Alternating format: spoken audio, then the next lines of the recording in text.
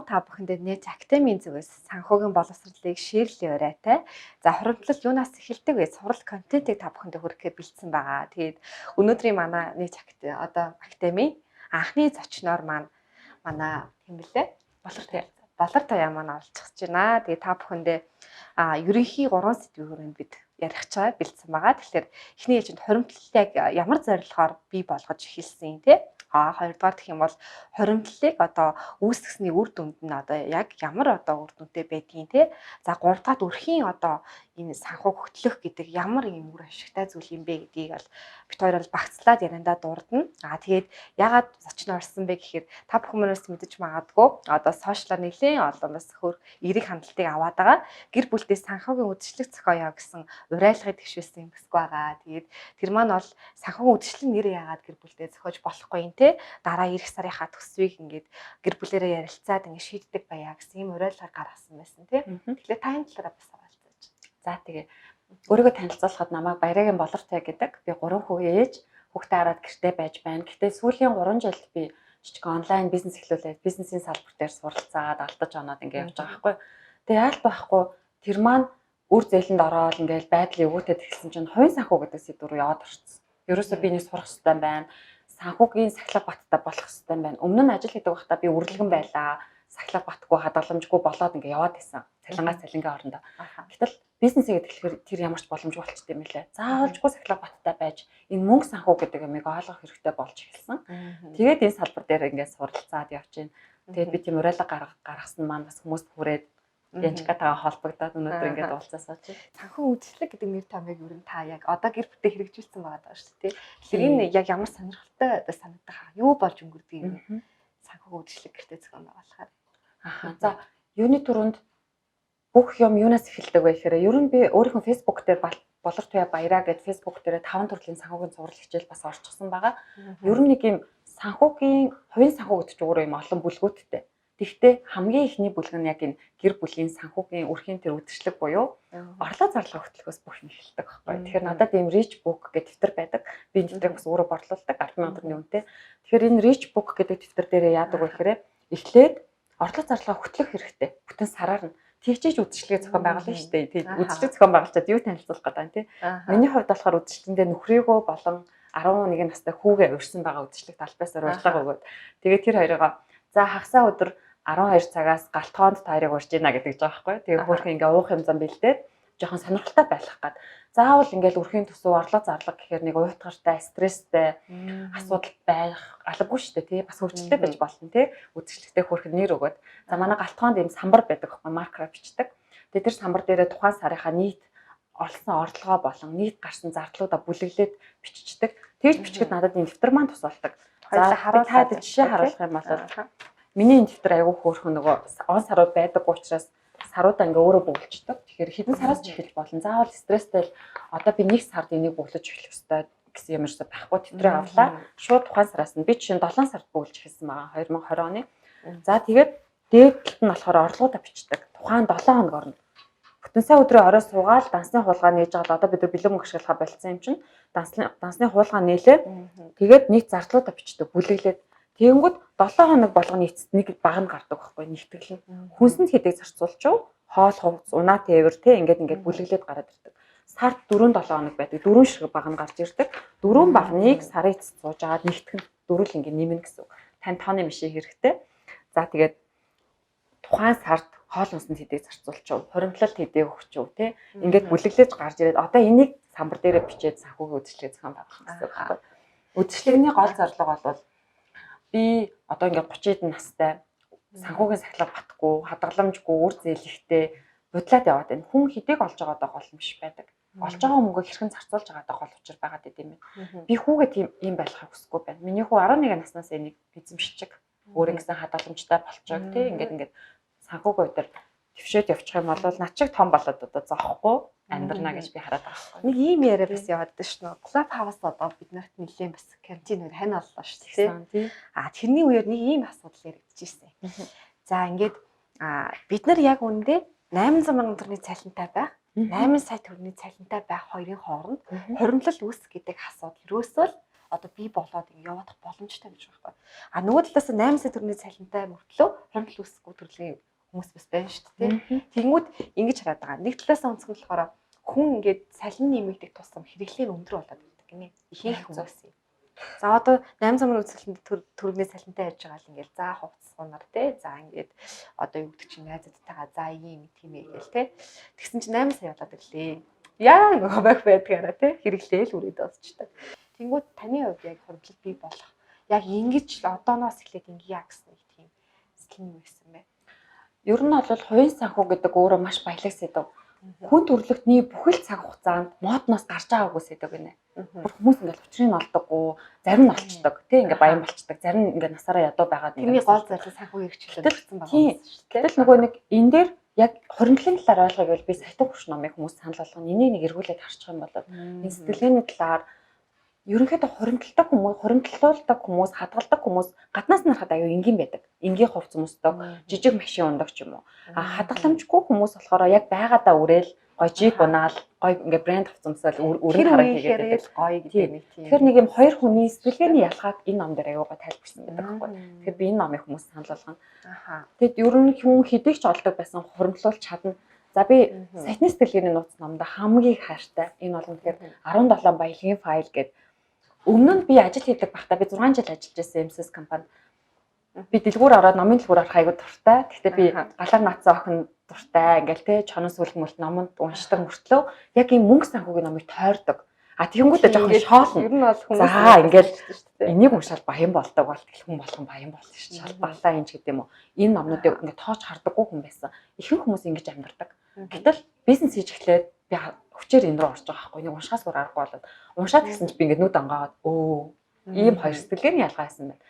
Яг өнөөдөр хүн 1000 төгрөг гэсэн хадгалах болно шүү дээ. 100000 төгрөг гэсэн хадгаламж нийлгээд хийлгэж болох байхгүй юу? Зүгээр тэрийг хадгалдаггүй, тэрийг тоодоггүй шалтгаан юм ядуу сэтгэлгээ гэж байдаг.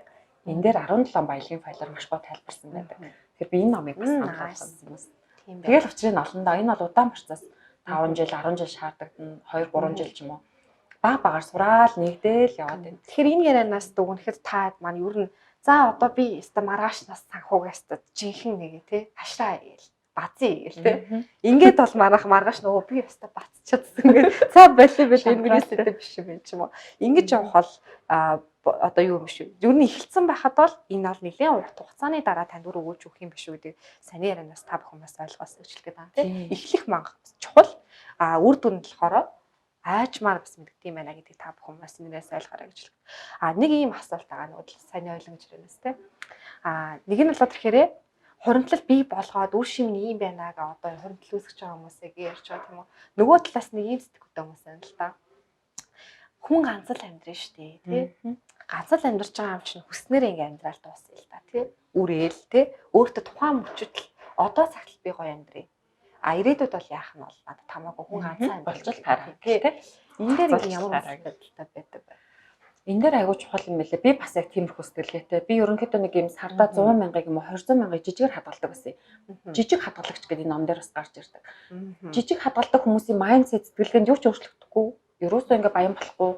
Тэгэл нэг өөрийгөө хуураад байгаа байхгүй. Сардаа би 100,000 хийчихдээ юм чинь гэдэг. Тэгээ жилийн эцэст яг хуудар чинь нэг сая хэдэн зуун ч юм уу нэг жоохон мөнгө цугларна. Тэр мөнгөө бүгдийг хоослж авангуудаа аялцдаг төрлийн тийм хүн байсан байхгүй. Өөстө ганц л амьдрах юм чинь сайхан аялье. Сайхан ингээ тэгээ хувцсанаар авъя гэл. Бидний нэг юм байл да. Сая таны ярианаас ойлголоо. Одоо залуу хүмүүс ч юм уу одоо бидний хувьд дөнгөж одоо зинзээд те хоримтлал би болох талаар одоо ингэж нэг нэр би ирээдүйд нэг санхүүгийн заавал ажил хийж би мөнгө олохгүй юм байна те. Би өөрөө юм майндыг ингэж өөрөө брендинг болоод өөрөө хувь компани болоод би мөнгө олох боломжтой байна гэдэг юм ихэнх нь ойлгоод эхэлж байгаа байхгүй. Тэгэнгүүт энэ дээр бас нэг ингэж яригдж байгаа асуудал нь одоо та яг энэ хүмүүс зориулж юу гэж хэлмэ. Одоо жишээ нь бидний нэг зорилго юм биш үү? За хоримтлал нь тийм үү? За жижиг хоримтлал өсгөчлээ. За би нэг сая төгрөгтэй. За тэрийг жилийн до 5 сая ойлгочлаа. За аялчих. За тэг өргөдөө байхгүй болчихлоо тийм. Энэ болохоор эцсийн зорилго нэг тийм одоо яг таны хэлдгээр яг эцсийн зорилгод очиж гэнэ үү? Эсвэл одоо энийг ингээд бид нар яаж бас өсгөх хэрэгтэй юм гэдэг талаар яг бас нэг яриул явуулчих. Хадгаламжийг айгүй олон залуучууд ингэж боддог байхгүй. Ингээд тодорхой үнийн дунд хүрэхээр машин авчи. Байр авчи. Эсвэл нэг тийм ингээд сургалтын сууж нэг юм болчдаг. Тэгээ зарцуулах байгаад байдаг. Гэтэл яг үнэндээ зөв хадгаламжийн дүрэн болвол Та хадгалсан мөнгөндөө насан туршдаа гар хүрэхгүй. Ийм л дөрөв. Яг хадгалсан мөнгөндөө хизэж гар хүрэхгүй. Тэр чинь таны мөнгө биш гэсэн үг. Тэр ямар үүрэгтэй мөнгө вэ гэхээр таныг баяжуулах үүрэгтэй мөнгө. Гэтэл за би нэг 10 сая төгрөг хадгалчлаа. Одоо 10 сая төгрөгөө би ямар нэгэн бизнес хөрөнгө оруулах болно шүү дээ. Гарааны бизнест ч юм уу эсвэл одоо net capital дээр би ингээ хадгаламжийн өндөр хүүтэй хадгаламж үүсгэх ч юм уу. Гэтэл надад хүү өгөн те. Нөгөө миний 10 саяас надад ашиг өгч जैन те. Энэ ашигыг би хүснээрээ зарцуулж болно. Аялаж болно, хувц авч болно. Ягаад гэвэл энэ миний нөгөө нэг үүссэн цөөрмөөс ирж байгаа ашиг нь учраас. Гэтэл нөгөө анх тэр үүссэн 10 саяда хизээч гар хүрэхгүй. Ягаад гэвэл энэ намайг баян болгох, намайг эрт тэтгэврт гаргах, би мөнгөний төлөө санаа зовхгүй амьдрах, стрессгүй амьдрах ийм бол ирээдүйд хүргэх мөнгөө гэж харах хэрэгтэй байхгүй. Ерөөсө тэрүүгээр машин худалдаад авчвал тэгээд чи дөрмөө зөрчичлөө одоо хизэж баян болохгүй зам байна. Яг тийм. Одоо ерөнхий маас нь бол тийм байна. Хадгаламж би хадгаламжтай, хөрөнгөлтэй гэл те санийх шиг гэдэг. А гэтээ тэр нь ирээд нэг юм болох гээд шүү дээ. Машин болох гоо эсвэл байр болох гоо. Тэгэхээр тэрийг яг хадгалах биш байгаа даа. Тэр бол хадгалах биш. Тийм яг тийм нэ. Окей. Санан байгаа. Бидний бодгоос ер нь яагаад мөнгөгүй байгаа юм? Яагаад ядуу байгаа юм гэхээр мөнгөний талаар бодлоод чинь буруул гэдэг хариултанд очт юм билээ. Тэгээ би энэ дээр нэг мөнгөний талаар бодлоодыг би зөв мэдээллийг авмаар байгаа байхгүй юу? Бид нар хаанаас мөнгөний талаар мэдээлэл авдаг вэ? Энийг сургууль заадаггүй, их сургууль заадаггүй. Хаанаас авдаг гэхээр бид нар эцэгхээс авдаг. Эцэг эхчүүдэд зөв мэдээлэл имээ өвөөс ирээгүй байл ээж надаа буруу мэдээлэл дамжуулчихдаг. Манай ээж айгүй өрлөгөн байхгүй. Ингээд сүүлийн 1000 төгрөгөө өрөхөр ингээд санаа амардаг хүмүүс байдаг шүү дээ. Амар тайвтайгаар өрдөг. Тэгэхээр би нөгөө ээжээс тэр мэдлэгийг өвлөөд авчихсан. Одоо хамгийн аюултай зүйл нь би яг энэ чигээрээ яваад энэ номнуудыг уншиж ойлгохгүй бол би хүүдээ яг өвлүүлнэ. Би 3 хүүтэй өвлүүлнэ. 3 хүү маань яг ийм хүмүүс болж үсэх юм байна. Тэгэхээр энэ айгу ерөөсөө ноцтой асуудал байгаа даа. Тэгэхээр би ялангуяа энэ салбар руу дөнгөж орж ирэх гэж байгаа хүмүүсийг баян аав 1 2 3-ыг уншаарай гэж хэлнэ. 3 нь болохоор хөрөнгө оруулалт.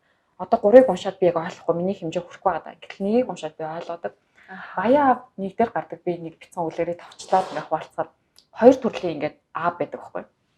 Нэг аав нь 2 хувинтай усаар ус зөөгөөд усаа зардаг. Өдөр болгон өглөө гараад хувингаа чирээл очиод цөхөрмөөс усаа зөөгөөл ингээл зөөгөөл авчраад усаа зарна. Нөгөө нэг аав нь болохоор алга болсон эхний 3 сар. Хаачиж гэсэн чинь энэ тэндээс хүмүүсээс хөрөнгө босгоод өөрөөсөө биш. Хүмүүсээс хөрөнгө босгонгуудаа тэр хөрөнгөөрөө газар дотор шуудууд татаад ингээд шуудуу нийчиж байгаа байхгүй тосгон дээрээ тэгэнгүүт манай ус 24 цаг тасрахгүй цэвэр тунгалаг нөгөө хүнээс 75% хямдхан миний усыг хөдөлж аваарай гэдэг. Энэ бол бизнес хийдэг хүн. Хувингаар ус зөөдөг хүн ажил хийдэг хүн. Та аль нь баймаар байна? Нөгөө хувинтай ус зөөдөг хүн тэр нөгөө бизнес хийж байгаа хүнийг харангуйтай яана гэж сандрангуйтай 2 хүүгээ ажилд аваад нөгөө 6 хувингаар ус зөөж эхэлдэг. Маш их ядардаг, маш их хөвгшөрдөг, стресстэй, бухимддаг 2 хүн нэг мэдсэн чи хаяа авчлаа. Аава би тань шиг баймааргүй. Тань шиг насаараа ядармааргүй. Би тэр бизнес юмар хаяа авчдаг. Нөгөө хүн ойлгодгүй байхгүй. Би юу буруу хийчихв? Би хичээсэн ш. Би өглөөнөөс орой зүтгэсэн ш. Яагаад би баян болоогүй? Яасан шудраг биш юм гэдэг. Энэ 2 хүний асуудал гэхээр энэ толгойн майндсет буюу сэтгэлийн дээр нь 2 ялгаа байгаа даа. Та хувингаар ус зөөмөр энэ үү газар дотор шуудуу татмаар энэ үү гэдэг дээр сэтгэлээгээ салах хэрэгтэй. Яг зөв. Надад асуудал ч одоо биднэрт бас нэлээд сонирхолтой байлаа шүү дээ. Би ер нь сая одоо нэг карантинаар нэг клуб хаус дээр хүмүүс яг ерөнхий санхүүгийн ийм байд юм байна. Хүмүүс ингэж болоод юм гэдэг юм бас сонирхоод авсан л да. Тэнгүүд нөгөө талаас яаж ихээр нэг залуу одоо юу гэдэг чи одоо яг таны хүүхэд 11 одоо альфа үе тий гэж нэрлээд байгаа. Тэнгүүд тэрнээс өмнөх жинзээ одоо юу гэдэг чинь Generation Y үе юм ч юм уу те. Эдний хувьд бол одоо нэг ийм юм гарч ирж байна. Заавал би 65-аар тэтгэврт гарах хэрэггүй тий гэж бодож байгаа хүмүүс сэтгэлээ шал өөр ажилт юм байна тийм үү. Саяны яг жишээ ажиллаа шүү те. За би заавал 65 өрөөл сарын нөгөө мөнгө аваад хүүхдээ хараад эмээ авч очицгийг хараад одоо л ийм систем бол нэлийн юм байна шүү те. Нэлийн өвөө юм ажилтгаар ирэх. Тэнгүүд одоо дараачийн банкгүй ирээдүй те нэг 10-аас 20 жилийн дараах хүмүүс 40-тэй хүрээд тэтгэврт гарч чинь тий 30-тай ороод би тэтгэврт гарах боломжоо би яг юм майндсет болон сэтгэлээгээ өөрчилснүүд би яг ингэж бүрдүүлэх боломжтой мэн гэдэг юм аа маш гоё яриа болцлаа. За тэгвэл хоёулаа дараагийнхаа нэг юу руу ороод явъя гэх юм. Өөр дахиад танилцуулах энэ өмнөх хоёулаа сэтгэвтэй ярьсан номнууд байна уу? За энэ нэг дутуу байсан даа ч юм уу. Би нэг юм юу хуваалцмаар байгаа юм. Гэтэ яг бодит амьдрал дээр ингээл гоё маяр хамархан те санхүүгээр өчлөө мөнгө төр. Гэтэ яг ингээл өнөөдөр сарын цалин ханаж хүрэхгүй шүү дээ. Одоо чинь сая төгрөгийн цалин авдаг багт чинь ингээл 500 600 зээлэнд явчихдаг. Дахиад өөртөө дахиад хоол хүнсээ аавна ингээд байрны мөнгө утасны мөнгө гэд юугаач хадгалж хүрэхгүй. Бодит байдал дээр чиний яриад байгаа юм хаана байгаа юм бэ гэд хүмүүс бухимддаг байхгүй доор комент бичнэ. Тэгээ Монголд энэ боломжгүй. А чи өндөр цалинтай болохоор болж байна ч гэдэг юм уу. Гэтэл үгүй би ч гэсэн 800 сая төгрөгийн цалинтай, нөхөр маань 600 сая төгрөгийн цалинтай байсан. Хамгийн гол нь бит хоёрын сэтгэлгээ ядуу байсан байна. Өөрийгөө би 800 сая төгрөгийн үнэлгээтэй хүн гэж итгэж дүрдээ орчиж. Гэтэл би үгүй бизнесийн салбар дээр орж ирээд би залуучуудыг бизнес хийж үзээсэй гэж маш хүсдэг. Бизнесийн салбар дээр орж үзэнгүү сарын 5 сая төгрөгийн орлого, 10 сая төгрөгийн орлого хүрч чадчих байгаа байхгүй юу? Надад тэр нөөц болцсон байсан бэ.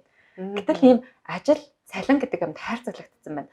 Ажлын байрал үнэхээр гоё, хамт олон гайхалтай. Бид нар захирлуудаас гоё юм сурч авдаг. Би энийг үгүйсгэхгүй хамгийн гол нь ажлынхаа хажуугаар яагаад нэмэлт бизнес хийж болохгүй гэж.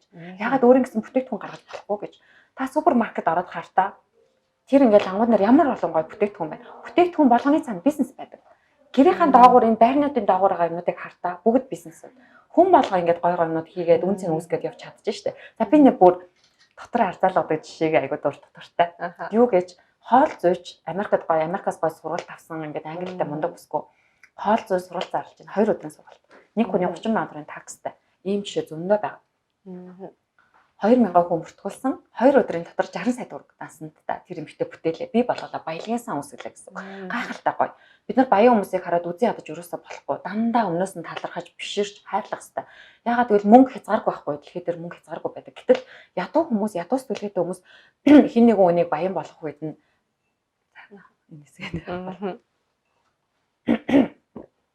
миний авах ёстой байсан мөнгнөөс авчлаа гэж боддог байхгүй. Тэгээд хорсдог, үзий яддаг, муулдаг. Энэ ядуу сэтгэлгээ. Үгүй таны авах мөнгийг аваагүй хязгааргүй их хэмжээний мөнгө зөндөө байгаа дэлхийд дээр санаа зовох хэрэггүй нэгдүгээр. Хоёрдугаарт нь тэр эмэгтэй 2 өдөр 60 сая төгрөг бүтээсэн. 1 сая төгрөгийн цалинтай хүн энийг хэдийн хугацаанд би болгох бай цалингаараа. 5 жил да. Тийм. 5 жил. Гэтэ бүр 2 өдөр 5 жил хоёр өөрөө. Юу ч өгөхгүйгээр одоо хувц авахгүйгээр хоол идэхгүйгээр тэгээ унаандаа мөнгө зарцуулахгүйгээр 5 жил бүтээх нь шүү дээ. Дэлхийн ертөнц өөрчлөгдсөн шүү залуучуудаа сэрээрээ босоорой үн цэнэ бүтээгээрээ өөрийгөө хөгжүүлээрэй ярьж сураарай өөрийгөө илэрхийлж сураарай өөртөө итгэлтэй болоорой айцаа даваарай чи гайхалтай үн цэнтэй та гайхалтай үн цэнтэй дотроо тий хүн гэдэг өөрөө бурхны бүтээл бүр гайхашигтай хүч чадалтай байхгүй гэтэл өмнөх болорт туяа миний одоо 6 жилийн өмнөх болорт туяа маш нурмаар байсан өөрийгөө голдог байсан би өөрийгөө царай муутай ядуу одоо ийм тийм амар голдог гэтэл үгүй өнөөдөр би өөрийгөө хичээгээд хөгжүүлээд ингээ пост бичгээд янчгаа хүртэл намайг олж харж байгаа байхгүй тий намайг ураад тэгэхээр энэ боломж гэдэг хаалгыг би өөрөө ингээд онгойлгосон гэсэн. Тэр постыг би зориулж бичээгүй бол айцаа даваагүй болоод хизээч надад энэ боломж ирэхгүй. Гэтэл би пост бичээд устгаж исэн үед байгаа юу гэж зөндөө байгаа. Айгаад за хүмүүс юу гэж бодох юм бол за ингээд ямар комент орно ирэх бол яхаа би тэнийг ингээд надаас мундаг баян хүмүүс зөндөө байгаа шүү дээ. Тэр хүмүүс намайг юу гэж бодох юм ч гэдэг юм уу. Тиймэрхүү хойш суужсэн өдрүүд надад зөндөө байгаа. Энэ бол бүгдээр хэрэггүй зүйл. Тэгэхээр ингээд өөрийгөө дайчлаад үн цэнийг бүтээгээд үн цэнтэй хүн болоод явах юм бол үр төлбөр зээлээ төлөх гэж санаа зовох биш. Харин тэр нь ерөөсөө асуудалгүй болоод баян болоод дансандаа ингээд 2-3 сая байж лээдэг. Одоо хүссэн үед аялах. Одоо хүссэн үед хүмүүс туслах, хүүхдүүдэд туслах. Энэ сайхан амьдрал руу орох боломж хүн болгонд байгаад байгаа байхгүй юу? Хамгийн гол нь энийг ойлгохын тулд өөрөө өөртөө хөрөнгө оруулалт хийж, гой сургалтуудад сууж, номнууд уншиж, зөв хүмүүстэй хамт байж, зөв энергийг мэдрээд урагшлах хэрэгтэй гэж би хараад. Тэгэхээр эндээс сэтгэлээ нэг зүйлийг харж болж байна. Одоо хоёулаа жоохон бодит амьдралаар нэг ороод угаас сая ингээд айгүй гой ойлгомжтой тайлбарлаа шүү дээ. Тэгвэл одоо хоёулаа жоохон залуу хүмүүдэд нэг аваад үзэл та. Одоо надад энэ нэг сонирхолтой санагч. Одоо би жишээ нь за хоёулаа сая төгрөгийн цалинтай гэж бодчих тий. Сая төгрөгийн цалинтай. За тэгсэн чинь би одоо нөгөө нэг миний одоо үлгэр жишээ авдаг тий. Одоо ментор намайг 6 насны харахтай хаа зөвлөчлөө. За миний тогтмол цалин сая штэ тий. За тэгэнгүүт би одоо за саяга за 40% хатгаламжтай 400 мянга. За 30%. За тийшээ өөр дахиад харамтлал зориулж 15%. За одоо юу гэдэг чинь дахиад нэг дансандаа. За 3 данстай байлдаг тий. 15. За 150 мянган төгрөгөөр. За сар Андрия. Энэ юу нь яах вэ? Тийм. Ер нь хараа одоо бүр сая төгрөг чинь том жишээ аахгүй. Сая төгрөгийн цалинтай хүмүүс чинь бас л өндөр цалинтай орно шүү дээ. Дундаж тий. 100 сая төгрөгтэй байсан ч хувааж болно. 10 сая төгрөгийг хувааж болно гэдгийг эхлээд ойлгох хэрэгтэй. Өөр одоо жишээ нь сахины сэтгэлгээний нууц ном дээр ингэдэг байхгүй нэг хүүхэн надаа мөнгө байхгүй ш би юугаа хуваах юм гинэ. Чамд $1 байна уу гэж Harvey багш асуудаг. $1 байна уу карманд чинь байна. Чи $1 хуваа. Тэдийг нь хадгаламжууд тэдэн цент, тэдийг нь тэд. Тэгвэл та карманд байгаа 1000 төгрөгөө хуваа. Би бол ингэж зөвлөнө. 1000 төгрөгөө одоо саяны янчгаа гэлдэг шиг хадгаламжийн данс руу одоо 400 төгрөг. Ингээд ингээ хуваа. Гол нь энэ чинь их багтаа ерөөсөө хамаагүй тэр хуваах дадалтай байгаад байгаа байхгүй. За 150 сая төгрөгтэй нэг сар амьдр яг үндэ амьдрч чадна өгөхгүй. Би бол хангалттай ингэж хэлнэ. Бүр араа орол алхаж болно шүү дээ ажил руугаа. Ер нь яагаад болохгүй гэж. Тэ? Бүр 10 км алхах гаагүй шүү дээ. Тэ? Ингээд нэг хэсэг хугацаанд алхаж болж байна. Дугуй унж болж байна. Гэрээсээ хоолоо хийж бэлдэж ирж болж байна. Бүх юм боломжтой. Бүх юмны учрыг нь олж болно. Би өөрийгөө баг цалинтай байхдаа би яг 970 сая төгрөгтэй бата хувааж эхэлсэн. Гэхдээ би хуваахтаа 10%-ыг нь хадгалсан. 97 сая төгрөгийг хадгалсан. Хамгийн 10%. Надад зөндөө тэнд үр зээл ингээд хуримжигдсан зөндөө юм байна. Тэгээд би үр зээлүүдрээ 10% жигжиг хийж эхэлсэн. Жишээлбэл ямар дискартанд надад 3 сая төгрөгийн зээл байсан байхгүй. Тэнгүүд би 300 мянгыг дискартанд 10% төлдөг. Дараад нь ингээд явс баг багаар явсаргаад өнгөрсөн сар би 144 мянган төгрөгөөр дискартныхаа зээлийг хааж байгаа байхгүй. Надад хэдий хаах мөнгө байсан ч гэсэн би тэрийг хаахгүй ингээд яваад байгаа. 10% өгөөл яваад байгаа. Энэ айгу том сэдвэлтэй ярих юм бол өрийн менежмент гэдэг дахиад том сэдв байдаг. Бүх өрөө нийтэд нь жагсааж бичээд нийлбэр дүнгээ хараад хамгийн хүн өндөртэйг дээр нь тавиад тэднэрээс хувааж эхлээд тэгээд өрөн дээр хүмүүс айгу стресстэй штэ айгу санаа зовдөг. Одоо би чинь чамд өртөө байлаа гэхэд ингээд нэг өвдөд байдаг. Ингээд нэг холбогдох гэр айгаал цутаагаал чиний утсыг авахгүй ч юм уу те. Энэ үед ямар техник ашигладаг вэ гэхээр би янчгаар руу заалгаад за янчгаа би чамд 500 сая төгрөгийн өртөө надад ийм санал байна. Надад ийм одоо бараа байна. Компьютер байна. Надад ийм бараа байна ч гэдэг юм. Хоёул бартер хийж болох уу гэхлээр асууд.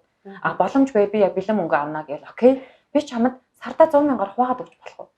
Гэдэг ч юм энэ хүнтэй тохиролцоод хизээ өрөө дардуусах уу тохирох үед би өрөө дарцсан юм шиг сэтгэл намаа тайвширдаг. Би нөгөө хүмүүс хувийн санхүүгийн талаар үн төлбөргөө зөвлөгөө өгдөг байхгүй. Тэгэхэд надад нэг юм ажиглагдсан зүйл нь болроо их чинь ингээд 28 сая төгрөгийн өртөө дэмий ингээд том тэрэг худалдаж аваад нүүрс зөөх гээд яагаад гэдэг ингээд өндөр хүүтэй зээлэнд ороод заримдаа их чинь амиа хорлоо гэж боддог. Зарим нь 200 саяын зээл, зарим нь тэр бумын зээл. Надад айгу харамслаас наддаг байхгүй юу? Бид нар тэрнээс илүү үнцэнтэй. Тэнд нэг бүсгүй 2 өдрийн дотор 60 сая төгрөгийг бүтээж чадчихад бид нар ч гэсэн чадна. Өөрийгөө хөгжүүлээд л хаан бол надад итгээрэй. Яагаад гэвэл би энийг яг өөрөө амссан. Би өнгөрсөн сар одоо энэ сар ингээд санхүүгийн харуулах яагаад хөдөлж байгаа харуултаа ч тийм 7 хоногийн дотор 3 сая гэдэг энэ дандаа миний сургалтын орлогууд ахгүй юу? Сургалт хийгээд Zoom иржтэй онлайнаар гэрээсээ сургалт заагаад 3 сая 500, 3 сая 200 гэдэг 7 сая төгрөгийн орлого олж чадсан байгаа байхгүй. Тэгэхээр би энд бүрэн итгэдэг. Би эхлээд итгэсэн ном уншаад дараа нь би хэрэгжүүлсэн, өөрийгөө хөгжүүлсэн, мэрэгжлийн чиглэлээр номнууд судлаад мэрэгжлийн чиглэлийн сургалтаа зарласан, 20 сая төгрөгийн такстай хичээл заасан. Сургалтанд суусан хүмүүс happy, бид нар аз жаргалтай үнцэн авсан. Би энд happy, тэ үр ширээ дарсан, юмнуудаасаа багасгасан. Тэгэхээр өөрөөсөө өөрийнхөө үнцнийг бүтээ, өөртөө хөрөнгө оруулалт хий, гой сургалтуудад суу, зөв хүмүүстэй хамт бай, энэ net capital академи дотор бай, суралц гэж хэлмээр байгаа байхгүй. Баярлалаа. Тэгэхээр хэдүүл эндээс нэг юм байсан ойлгож авч шүү. Одоо юу гэхээр чи ингээд зөвхөн ажиллаа ингээл би энэ ажлын төлөө гээд ингээд бас нэг бодлын явахаар чи өөрийнхөө юм брэнд, чи өөрийнхөө компанийг байгуулах хэрэгтэй байна. Одоо жишээ нь яг саяных шиг энэ бол миний компани баг нөгөө санхүүгийн төлөвлөгөө явж байгаа байхгүй тий. Миний бүх одоо нөгөө баланс явж байгаа байхгүй. За би яг ингэж байна. Чи өөрөө компани болчихсон. Янжил хам гэдэг би нэг компани болроо гэдэг нэг компани гэсэн үг тий. Тэнгүүд хэдүүлээ ийм имийг бий болох хэрэгтэй юм байна. Чи ямар хитэн түмний салентайж байсан. Тэгэд энийг бий болгоод хэлэнгүүт ийм болд юм гэж би боддог юм лээ. Янчка гэдэг хүн за энийг хоёр хөлтэй юм уу бид нар. Тэнгүүд нэг хөл нь миний хитээ тасцаж болохгүй энэ тогтмол цалин гэдэг. Би энэ одоо мэрэгчлээ сонгосон болохоор би энтэй угаасаа байх хэрэгтэй. Одоо нөхцөл байдал шүү дээ. Санхүүгийн хөгжлийн нөхцөлөө би эндээ байж л гэсэн тий. Нөгөө талын хөл нь яах вэ гэхээр энэ хүн яг юу хийж чаддгийг. За би юу хийж чаддгийг. Би цаг цогцолдог бол яах юм. За би тэгвэл дугуулыг хичээлээ. За би 15 сая төгрөгийн үнэтэй дугуулыг хичээлээ. Тэгээ би давхар хөгжөөд бид нар хүмүүс такс тоглохын заагаад өгч байгаа. Тэнгүүд би нэг бодлоо их тохиорын чадрын сургалт тардаг байлаа шүү дээ. Тэгэх юм бол одоо саяных шиг тий. За энийг илүү ингэж одоо хөгжих одоо бүх платформ биш нэг айгүй гоё кейс аахгүй. Өмнө одоо юу гэдэг чинь биднээс 50 жилийн өмнө ч юм уу 30 жилийн өмнө нэг бизнес алтгаад 10 жил ингэ зарцуулдаг байсан. Тэгсэн чинь одоо бид нар 1 жилийн хугацаанд 10 одоо бизнес ингэж уусандаа тэнцэх хэмжээний хурдтай нийгэмд амьдарч байгаа юм. Тэнгүүд бид нар ийм одоо өсөлттэй нийгэмд амьдарч байгаа энэ үе дээр бид нар бараг ингэж унаа болсон ч бид нарт хугацаа бүр амар одоо их сурвалжууд нэг их байгаа байхгүй. Би ингэж YouTube руу ороод би бүх хичээлээ бараг онлайнаар өнгө авах боломжтой. Тэнгүүд бэлэн мэдлгүүдээ би өөр дээрээ наагаад энийгээ би өөрөө хувийн компани болгоо, Янжил хам гэдэг хувийн компани би байгуулаа. Эндээсээ би мөнгө олох, эндээсээ би эргээд ингээд орлого өсгөх боломжууд гарах хэрэгтэй байна гэдэг зүйлийг саний ярианаас маш сайн ойлгож авлаа. Гэхдээ нөгөө Янжка тэр нэмэт хэлэхэд хэрвээ чи мөнгө олъё гэдээ явах юм бол чиний бизнес шууд ампуурна. Энэ бүр юм хойлодог. Чи хүмүүс үнцэн нүггүй асуудлыг шийдэж туслая гэдээ явах юм бол мөнгө гэдэг бол зүгээр нэг бэлэг. Айгу олон бэлэг ирчтэй юм лээ. Нэр хүнд ирдэм байр, мөнгө төгрөг ирдэм байна, хамт олон одоо хайр хүндэтгэл, аз жаргал, гоо сайхан, тэг нөхөртөөгөө гоё харилцаа, хүүхдээ зөв хүмүүжүүлэх харилцаач гэдэг юм. Маш олон бэлэг чамраа асгардаг. Бүр нөөдөөс хүртэл суглаа хожоод салхаа олчдаг. Ягаад тэгэхээр айгу инээдтэй. Нөөдөөс яаж суглаа хождог гэхээр ингээд нөөтийн баримтаа аваад 72 цагийн дотор QR кодоо уншуулвал суглаанд оролцдог байхгүй. Гэтэл хүмүүс мэдтгүү. Бөөгнүүлж байгаа л нэг сарын дараа ч уншуулдаг. Тэгээ хизээс суглаа хочихгүй. Би бүр баян 30,000, 100,000 төгрөгийн суглаа хождог. Яг гэвэл би нөгөө хувийн санхүү маань замбраатай болцсон. Баримтуудаа наадаг, тэ байнга тогтмол уншуулдаг асуудаг шүү. Манай хануудын баримтууд яаж одоо хожиж авах вэ тий. Тэгэхээр мөнгөнд ерөөсөө шунж болохгүй. Мөнгөтэй л олё гэж чирх юм бол угаасаа л дампуурна. Хинч чамааг одоо сургалтыг чинь авахгүй тий. Яг гэвэл мөнгөтэй болё гэдэг хүнээс юм үнэр гардаг. Айгу юу үнэр. Үнэр гэдэг ингээд бодит үнэр биш л дээ. Зүгээр мэдрэгддэг байхгүй энерги. Тэгээ тэгэнгүүт хүмүүс ингээд дүүддэг, цухтаадаг, хамтардаггүй. Гэтэл үнцэн үгүй. Яг тэр ажилдаа үнэхээр дуртай. Одоо би хувийн санхүүгийн талаар хэдэн цаг ярьж чадна. Эндээ би үнэхээр хайртай байхгүй. Бүр яг учрыг нь олоод амтлаад өөртөө хэрэгжүүлж байгаа учраас. Гэтэл нөгөө зарим хүмүүс ингэдэг сургалтуудаа суугаад сонсоод яваад байдаг. Юу ч бодитоор хийхгүй, хийж үзэхгүй. Тэр зүгээр сургалтанд суугаад юм мэдээллийн хордлогонд ороод бүр тэгээд худлаа бүтэхгүй ч гэдэг юм уу яриад яваад байдаг. Тэг бодитоор хийж үзэх хэрэгтэй, алдаж үзэх хэрэгтэй. Тийм. Бизнес бол үнэхээр гайхалтай ертөнц юм байна. За тэгвэл хоёул нэг ойлголтыг бас зэгцлээд үзье тий. Одоо залуу хосуудад толгойдог нэг асуудал гэж. Эхнэртэй базуулчжээ. Хувийн санхүүгийн хоорондоо эхнэр нөхөр хоёр ингэ төлөвлөлөөд ингэ гэсэн чи эхнэр ингэ карт авчлаа. За ажлын газарт очлоо. Цалин болоо. Эхнэрт карт байгаа. Эхнэр бүх одоо орлого зарлага шийднэ. Тэ эхнэр одоо бүх одоо санхүүг базнаа гэх тэ. За ийм нэг ойлголтод байгаа байхгүй. Тэгвэл залуу хосууд яг амьдрал дээр яах ёстой юм? Яаж одоо би бинтээ ингэж өрхийн санхүүгээ ярилцаж одоо яг таны жишээнээр тэ. За нөхөртөөгөө ингэж хоёулаа ингэ санхүү ярилцаагийн шууд хэлэхүү ямар ийм аргаар ингэж ярилцаж юм. Одоо гоё санхүү үйлчлэг зохиох хэмжээний болтлоо тий гоё ойлголцож ингэж явж ийм талаас асуусан. Тийм би та хэдэд яг өөрийнхөө бодит амьдрал дээр гарсан туршлагаасаа хаалцгаад ер нь бол өрхийн орлого зарлага хөтлөх үед шууд хэрүүл үүсэн шүү. Тэгээд манай сардаа нэг 2 сая төгрөг зарцуулт юм байна. Нэг ч хувц авахгүйгээр тавилга авахгүйгээр ингээл идэж угаал тэгээд зарим чихрэнд гингүүд итгэдэггүй ер нь нөхрөөд болоо битээ худлаа яриад байж. Юу гэж тийм их өнгөрч идэг. Тийм үү талхныхаа үнэг ч мэдэхгүй юм байна. Нэр тийм ээ чи ингээ хардаа гэд ингээ чагсаагаад тоонуудаа нэмээд үзүүлэхээр итгэдэг баг. Тэгэхээр эхний процесстаа тийм процесс явд юм байлаа. Тэнгүүтээ аажиндаа чи өөрөө тууштай бай. Хичээгэлээ тийм ингээл нухаалаа бүртгээл. Тэнгүүд нөхрөөс сүулдэ ойлгож эхэлдэг. Өөрөө ингээ дэмжцэгтэд наарч эхэлдэг. Сүулдэ тийм мөнгө төгрөгийн маргалдаан хэрүүл уруул байхгүй болдог. За Rich Devos гэдэг юм гайхалтай бас юм ном байна. Өрөө хэрхэн төлөх өрний юунаас гарах талаар ингээ бүтэн бүлэг байдаг. Энд дээр бичсэн байна. Айл өрх эхнэр нөхөр хоёр хэрүүл маргааны ихэнх хувийг баг 80% нь мөнгө эзэлдэг. Мөнгнөөс болоод чи өрсөн, чи хамаатандаа өгсөн ингэсэн гэдэг бас болдог. Тэгээд энэ хэрүүл маргаанаа зэгцлэхгүй болов сүултээ муудалцдаг, заримуд нь архинд орд юм байна, сэтгэл готролд ордог юм байна. Тэгээд одоо хэрэлдэх, зодтолдох, одоо эхнэрээ зодох ч юм уу тиймэрхүү бүр юм руу хүртэл явдаг. Аюултай процесс учраас зэгцлэх хэрэгтэй гэдэг аахгүй. Битгий тансгал үнэнтэйгээ нүүрт тул орлого зарлага хөтлөх тийм хэцүү биш. Хідэн тоо бичээ тооны машиндаа нэмэх хэцүү биш. Хамгийн хэцүү нь өөрийнхөө тэнэг гэдэгтээ нүрт тулах хамгийн хэцүү. Өөрийнхөө үргэлгэн зантай нүрт тулах хамгийн хэцүү. Би нэг манай нэг их надад тэгж хэлж байсан. Би бол хизээч ингэж орлого зарлага хөтлөхгүй болроо би айж ингэж байгаа. Би маш одоо олон хүүхэдтэй тэгээд ингээд тараг зармууд маш их мөнгө өрдөг өдөртөө. Би тэрийг нийт дүнгийн харахаас би айж байна. Би цутааж байна гэх. Ихэнх хүмүүс ийм сэтгэлгээтэй амьдардаг. Тэгээ яг айгаа цутаагаад хар хизэж баян болохгүй ш. Тэгэхээр зүгээр үү. Саятан хурш ном дээр энэ Харвардын судалгаа ахгүй юу? Олон жилийн бүр судалгаа 20 30 жилийн судалгаан дээр санхүүгээ хөтэлдэг хүмүүс баян байдаг. Тэгээ нэг төгрөг хазнаа мэддэг хүмүүс баян байдаг. 1000 төгрөг хазныг мэддэггүй хүмүүс ядуу амьдардаг. Танд хоёр зам байна. Алиугаар явах уу гэхээр би миний энэ замаар яваач гэж зөвлөмөр байгаа байхгүй тийм. Хиндэ амаргүй гэтээ даваад гарч болно. Хоёулаа бас ингэж бодъё. Одоо аяг болно хоёулаас ерөнхийдөө бол ийм номнууд байна шүү гэж санал болгосон шүү дээ. Тэгэх юм бол магадгүй энийг одоо хоёулын чинь бичлэгийг үзээд яг энэ номнуудаас миний ингээ уншсны хүрээнд ийм зүйлийг та нартай зөвлөмөр байна. Ийм 4 зүйл, ийм 3 зүйл ч юм уу тий. Санал болгомоор байна. Ингмээр гэсэн нэг тийм юм хоёлоо хуваалцах гэх үү. За тэгээ би номнуудаа ерөөхдөө ингээд тайлбарласан. Та нар маань өөр зөндөө олон гоё номнууд байгаа. Хадгалан жусгоос эхлэн тархины блог гэдээ бас гоё номнууд байдаг.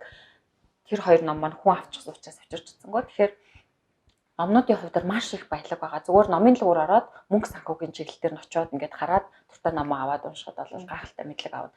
Би Грант Кардоны гэдэг дэлхийн номер 1 мөнгөний коуч залууг ингээд дагдаг хичээлүүдийн академид суралцдаг байхгүй юу? Хамгийн сүүлд би Монгол мөнгөөр 250 сая төгрөг болсон $97 10x conference 10x гэдэг орлогоо 10 дахин үржүүлэх гэдэг конференцийн билет авчихсан байна. Майами хотоос 3 сарын 4-өөс эхлээд хичээл маань эхлэх гэж байна. Тэгээ тэр Грант Кардоныгийн хэлдэг 4 алхмыг би та нартай хуваалцмаар байна. Энэ юу нь бас уулзалтын төгсгөл болоод их зүгээр гэж би бодож байгаа. 4 алхам байгаа. Нэгдүгээрт нь олж байгаа орлогынхаа 40% нь хадгал байхгүй гэж хар. За энэ үед хүн шууд ингээд ядуураад амар хачин болоод ингээд мөнгө олдог байхгүй. Яг энэ үеийг даваад гарч.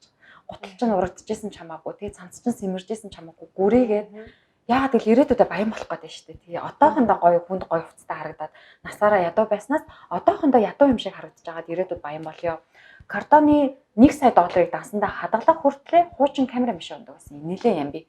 Дээрээс нь гутал нь урагдчихсан. Цамцсан сэмэржсэн. Хинч дансандаа $1 сая мэддэггүйсэн Кардоныг. Живжирээ бүргэрээдэл ингээл ингийн амьдрал жижигэн байранд түрээслэл амьдарч байсан бол чи орлогын 40%-ийг хадгалчих. Чамтай юу ч ярихгүй чи бол баячин тодорхой.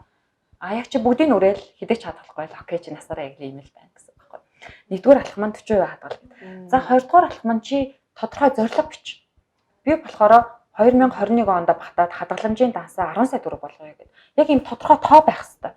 Яг 3 сая, яг 10 сая, яг 100 сая гэдэг. Хүн хүний хэмжээнээс өөртөө тийм тодорхой таргет тавь гэж байгаа байхгүй. Энэ бол хоёрдугаар болно гэдэг бол биш юм шүү дээ. Нэг юм замбраагүй тодорхойгүй яваад иж болохгүй. Яг янжка хэдэн 50 сая юм уу 100 сая юм уу хэдэн сая хадгалах гэдэг. Тэр тоогоо бичээд наа би бол бүр толон дээр ингээ маркераар бичсэн байдаг. Өдөр болгон тэргээ хардаг.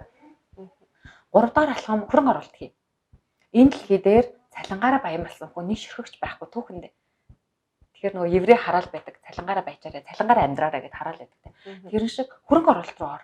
Ажил хийдэг байж болно, цалинтай байж болно. Нэмээд тэнд хөөрхөн хувцаатай, ингээд янз бүрийн гой гой зүйлүүдтэй ном бичээд гаргалаа энэ чинь бас л оюуны хөрөнгө болчихж байгаа байхгүй. Тэгэхээр өөрөө чамтай чамгүйгээр чам руу ингээд мөнгө сар болгон орж идэг тийм хөрөнгөтэй болохын тулд хөрөнгө оруулалт руу ороод хөрөнгө оруулалтыг суралц маш олон зүйлүүд байгаа хөрөнгө оруулалтанд.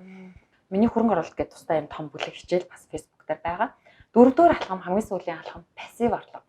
Пассив орлогоор хүн баян болдог. Пассив орлого гэж юу юм гэхээр чи нэг юм байртай байлаа, байраа түрээсэлдэг сар болгон чамд түрээсээ ашиг гэдэг дансанд ч орж ирдэг. Энэ пассив орлого. Чи тэр байран дээр очиж саржанга ажил хийсэн үү? Хийгээгүй шүү дээ. Чи унтж гин үү, өвдсөн байна уу, аялж гин үгээс үл хамааран тэр байрны түрээсээ ашиг чамд сар болгон орж ирдэг. Пассив орлого байхгүй. Тэгэхээр пассив орлогын төрлүүд гэж байдаг. Ном бичээд гаргацсан байхад чамтай чамгүй зарагдчихдаг болоод пассив орлого. Гэх мэтчлээ олон зүйлүүд байгаа. Би бас өөрөө пассив орлоготой, пассив бизнес гэдэг хүн байхгүй. Сардаа нэг 4 сая төгрөгийн тогтмол ингээд пассив орлого надаас хамаарахгүйгээр орж ирдэг болчихсон учраас би яг талхны мөнгө олох гээд хуран уншуулах шаардлагагүй өөрийгөө хөгжүүлээд сургалтанд суугаад хүмүүст гой сургалт заагаад ингээд амьдрах боломжийг өөртөө олгосон байгаад байгаа юм. Хүүхдээ харах чөлөөд олоод авсан боломж байна. Тэгэхээр энэ 4 алхмын дагуу 40% хадгалаад тодорхой зорилго тавиад хөрөнгө оруулалт хийгээд пассив орлоготой болж чадвал санхүүгийн эрхчлэлд хүрэх боломжтой. За маш их сонирхолтой яриаг хуваалцсан болрогчд маш их баярлалаа. Тэгээд ялангуяа энэ одоо бичлэгийг маань үзэж байгаа хүмүүс маань бид яриаг бас ингээд маш товчхон байдлаар бас бид хүрэх гэж хичээлээ. Тэгэхээр илүү дэлгэрэнгүй бас мэдээлэл авах юм бол та бас нийт академи дээр байнгын идэвхтэй яж гараа. Тэгээд болрогчд өнөөдөр маш гоё мэдээлэл өгч бүх хүмүүс одоо залуу хүн ч гэхгүй те бас ер нь бол яг энэ бол хамгийн сонирхолтой зүйл болчиход байгаа шүү дээ. Одоо хувийн санхүү хөтлөх тийм ээ. Энэ талаараас мэдээлэлээ хуваалцаад бас маш сонирхолтой юм чиглэлд чиглүүлээд тий санхүүгийн үйлчлэг бүтэц зохион байгуулад энэ давхар ямар гоё үр ашигыг авчирч байгаа бас ингээ харуулаад бодит кейсээ ярьсанд маш их баярлалаа. Тэгээд нийт актив хуудас дээр байнга одоо нэгдэл лайк дараад за санхүүгийн мэдлэг мэдээллийг шеэрлэх боломж бол та бүхэн бүдэнд нээлттэй байгаа шүү. Тэгээд баярлалаа.